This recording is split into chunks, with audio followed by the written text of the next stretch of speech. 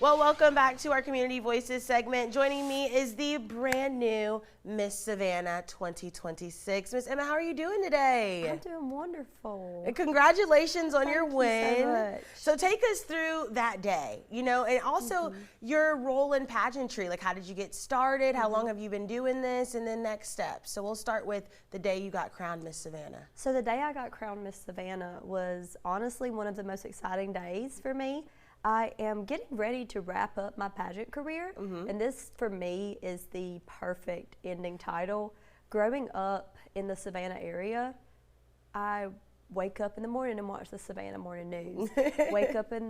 Every time we had to go school shopping, made our way to Savannah every chance we would get to spend on River Street, we absolutely would. So Savannah has always felt like an extension of home to me, and so getting to represent the beauty that this city holds means the absolute world to me.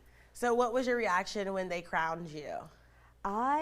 It's so funny when anytime I've had one of those literal crowning moments, it's almost like, it's like I black out. And I'm just like in shock. I'm like, I've been preparing for this moment for months, for years even, and now it's here. I shake like a leaf whenever I get a crown placed on my head.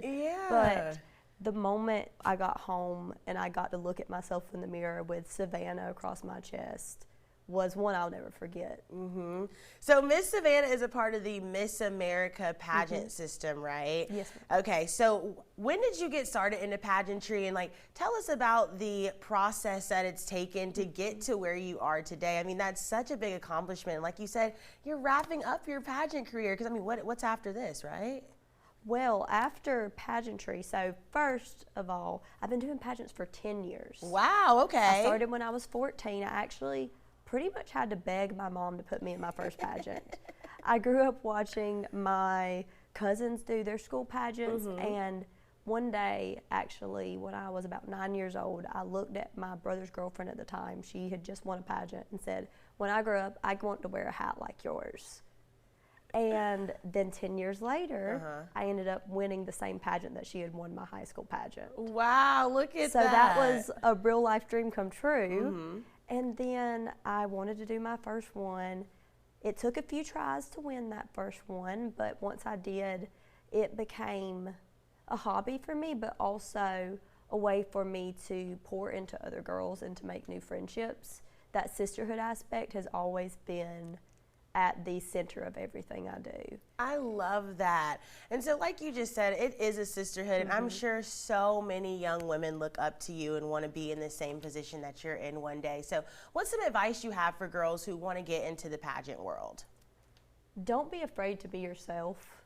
Whether you win or lose a pageant, it isn't about whether you leave with a crown on your head. It's about the lessons you learn. And I always tell girls, I would rather win or lose as myself. I want to go into the interview room, onto a stage, being 100% authentic, so that throughout the year, they know what to expect. They're not going to get one girl on stage in an interview and then a different girl throughout the year. They're going to get 100% Emma, and 100% the best version of Emma they can get all year. I can definitely tell that about you, Miss Emma. I can tell you do not change the beat of your drum for anybody, and I love that, because that's what it takes to be a leader, and especially in spaces like this. So like we said, what's next? I mean, you're Miss Savannah. You're going to go and compete for Miss Georgia, right? Yes, I will be competing for Miss Georgia in June. Okay. So we're just going to be getting ready for that. It's going to be a lot of preparation. I've already prepared leading up to Miss Savannah. I told people I was preparing for Miss Savannah like I was preparing to go to Miss Georgia. As you should, right? It meant so much to me to represent Savannah, where I've felt at home my entire life. But there's going to be a lot of interview coaching, of course, a lot of talent coaching, getting into the gym, and also, most importantly, serving the city of Savannah. That is my primary goal. More so than even coming home with the title of Miss Georgia, I want to serve the Savannah community the absolute best I can, so that I can represent them the best that I can on the Miss Georgia stage, and hopefully bring home a Miss Georgia crown. Okay. I actually hear that someone who had served as Miss Savannah had been able to win Miss Georgia, and it gave me a little extra hope and motivation to maybe carry on that tradition for her. Well, you definitely have it, Miss Emma, and we are wishing you nothing but the best of luck. Look, we'll be back here in, you said June, right? Yes. We'll be back here in June when Miss Emma brings home the Miss Georgia crown, and we'll have to talk to you about your experience. We'll cross our fingers. Yes. And if you want to rewatch our interview or just learn more about pageantry in general, we're going to have a link to all that on our website, wsav.com/todayweekend. And thank you so much, Emma, for coming and telling us about a world that a lot of people don't know about. And like we said, we wish you nothing but the best of luck.